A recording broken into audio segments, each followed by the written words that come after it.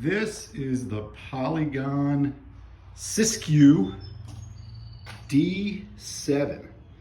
So there's a lot of videos that I've seen about reviews for the T series, but not too many about the D series.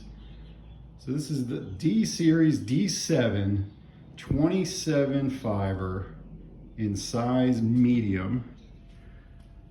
And this is my first impressions. I just got it out of the box, just assembled, just took it for its first quick shakedown ride. So far, so good. Here's some of the highlights. It has the Shimano Dior 1x11, 170 cranks, also Dior cranks. Dropper post, which the lever needs to be adjusted. So out of the box, the cable slipped already, so I need to get that adjusted. I need to work on the suspension settings, so I just set it up real quick to take it for a shakedown ride. Standard settings for the air on both the fork and the shock. The tires look pretty good. I might swap them out for my preferred tire, which is a Vittoria. So here's one of the main reasons I got this bike. So I have been riding a 27 fiber hardtail for years, and I love it. I love the 27.5 wheel size, and I wanted to get a full suspension 27 fiber. There are not very many on the market. But this is one, and the frame size, in addition to the wheel size, seems to fit me. I'm about 5'7". I weigh about 160 pounds. I like a long stretched out position. So this is a bit more upright than my hardtail, but so far so good. I still have to mess around with the seat height. It's down all the way into the frame. I can probably raise it about 10 or 20 millimeters, maybe at most. But that's about it. So if you're shorter than me, I'm at 5'7", and I don't have much seat post left to be comfortable. So again, maybe 10 or 20 millimeters at most that I can raise it, unless we change crank sizes, but I prefer 170s. So it came out of the box with 170s.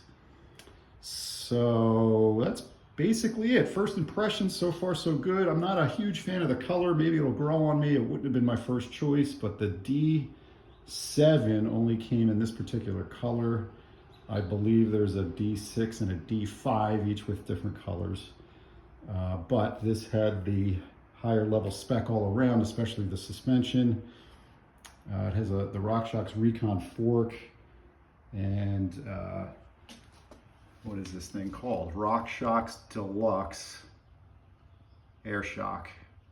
So I wanted the upgraded suspension and the drivetrain upgraded to at least Dior, which will work for now until I wear things out or break them and I upgrade from there.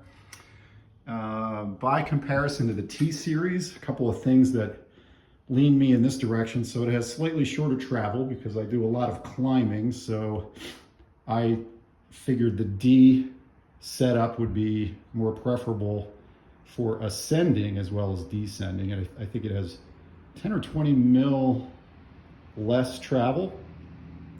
It also has narrower wheels, which ideally will be lighter than the T series wider wheels. But otherwise, the frame is supposed to be the same. Cockpit otherwise would be about the same. The saddle is a house brand Entity saddle. I've only taken it for a quick shakedown ride. It felt okay. I'll probably swap it out for one of my preferred saddles, but it might work for now. So other than just, the contact points that I might change, it came with flat pedals, by the way, which I was surprised. I didn't expect pedals. They're, what are these? PPD brand pedals? No, FPD? I don't know. I don't know what that brand is. I just rode them around for the shakedown and they felt okay. But I usually ride clipless on cross-country rides, so I'll probably swap them for regular rides. But they could do the job, I guess, just to get you around the block a few times. So yeah, otherwise out of the box, pretty good. The grips are okay so far. Probably swap those eventually too. But otherwise, yeah, I should get some good mileage out of it out of the box without any major changes. And the plan is to just upgrade it along the way as I use it and wear things out. That's my usual MO. So far, so good. Thanks for watching.